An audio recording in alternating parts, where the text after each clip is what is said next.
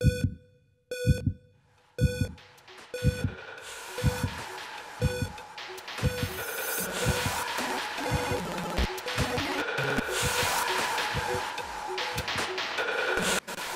everyone, I'm Dr. Retro, and in this video I want to talk to you about an issue that concerns us all as video game collectors, and that is protecting our games. If you have complete in-box games that have cardboard boxes, they rub against each other if you take them from the shelf or if you take them from your cabinet, and that leaves marks on the cardboard, it leaves dents, it leaves scuffs, and you don't want that. You want to keep your games nice, especially if you have some rare and valuable expensive games. So what do I use? I've had questions over the years, and I can tell you now that I use box protectors from retrogamefreak.nl. They have a huge assortment for boxes for pretty much any game format you can think about. This is the first set I have here, and later in the video I'll show you more different formats and also protectors for your manuals. So why these box protectors? Like I said, it prevents the games from rubbing against each other, but it also reshapes the box. If your box is in a bit shabby condition, if it's dented all the way or it's folded or whatever, these boxes form it back to its original shape and it looks better in your collection. And also the box gets a bit better if you leave it in the protector long enough. It reshapes it a bit. So the different formats. This is the first one. It's the big box SNES game format. It fits all big box SNES games, American and European, except for Super Metroid because that's a different format. Also fits the Nintendo 64 Lylat Wars big box version.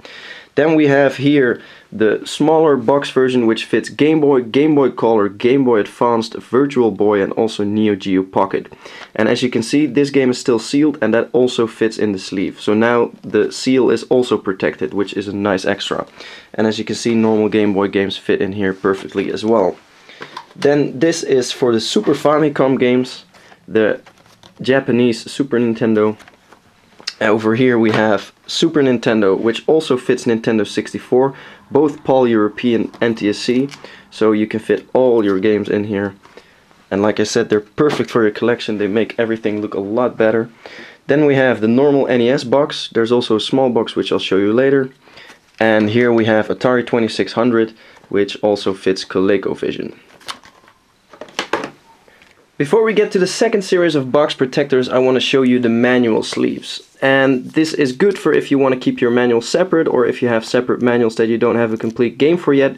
But it's also good to add these to your complete games because it prevents the tabs from damaging the manual. It also prevents the edges from curling up if you stick the manual in the box. And as you can see, this is for Super Nintendo and Nintendo 64. This is for the Game Boy, Game Boy Color, Game Boy Advance, and this is for the NES.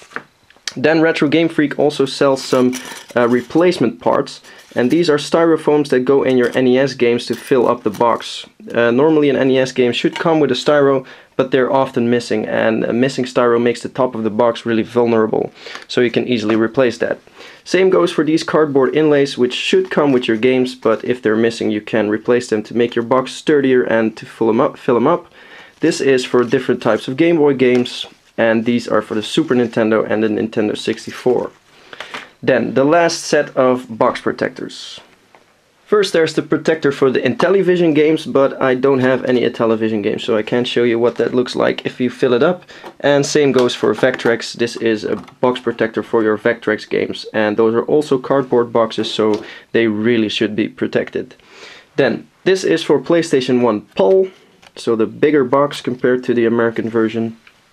Then we have links on the Atari links, and these have a little extra closing lid which I'll show you in more detail with this one, Cosmic Space Head for the Game Gear.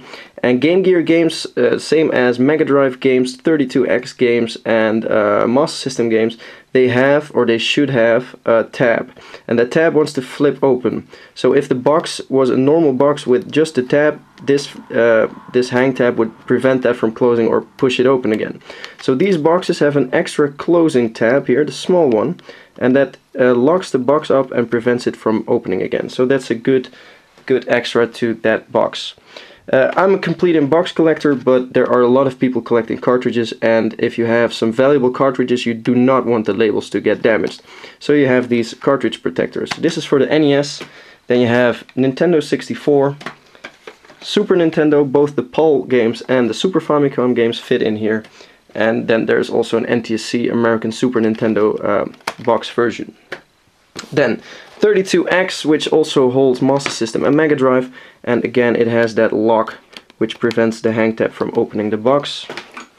Then we have Sega Saturn, and these boxes are really vulnerable, so you should protect these as well.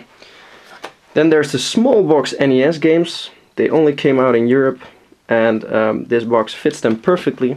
And then the last two, first here we have the Famicom Game Box, which is again a different shape, all these different shapes, and they all have their own protector.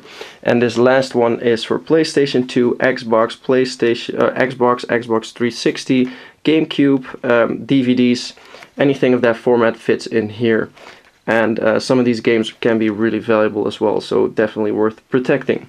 So that was all the different box protector sleeves, lay-ins, etc. that are available at retrogamefreak.nl.